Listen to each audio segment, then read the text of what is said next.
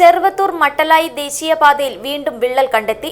റോഡിനു മധ്യഭാഗത്തായി 20 മീറ്ററിലധികം നീളത്തിൽ വിള്ളലുണ്ടായിട്ടുണ്ട്. അത്യാധുനികവും ലോക നിലവാരവുമുള്ള ഫർണിച്ചറുകൾ വമ്പിച്ച വിലക്കുറവിൽ നിങ്ങളുടെ വീട്ടിലേക്ക് എത്തിച്ചു നൽകുന്നു. ബെഡ്റൂമോ, ലിവിംഗ് റൂമോ, ഓഫീസോ, സ്റ്റുഡിയോയോ ഏതൊന്നിനെയും ഭംഗിയാക്കാൻ ആർട്ടിക് ഫർണിച്ചർ ഇന്ന് തന്നെ സന്ദർശിക്കൂ. Arctic furniture, Kasaragod, Uppala, Mangalore, Kanhangad, Vadakara.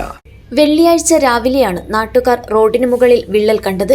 വിവരമറിഞ്ഞ് നിർമ്മാണ കരാർ കമ്പനി അധികൃതരെത്തി വിള്ളൽ വീണ മുകൾ പാളിക്ക് മുകളിൽ വാഹനങ്ങൾ നിർത്തിയിടുകയും ഉച്ചയ്ക്ക് മുമ്പ് അവിടെ മുതൽ വടക്കോട്ട് മട്ടലായി ചർച്ചിന് മുന്നിൽ വരെ 50 മീറ്റർ നീളത്തിൽ ടാറിംഗ് നടത്തി വിള്ളൽ മുട്ടുകയുമായിരുന്നു.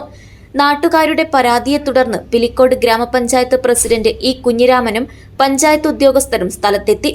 കഴിഞ്ഞ ദിവസം പിലിക്കോട് പഞ്ചായത്ത് ഹാളിൽ നടന്ന യോഗത്തിൽ മട്ടലായിയിലെ നിർമ്മാണ പ്രവൃത്തികൾ നിർത്തിവെക്കാമെന്ന് കരാർ കമ്പനി അധികൃതർ തഹസിൽദാർ ഉൾപ്പെടുന്ന സംഘത്തിന് ഉറപ്പു നൽകിയിരുന്നു. അത് ലംഘിച്ചാണ് ടാറിംഗ് നടത്തിയത്. News bureau, Cheruvathur.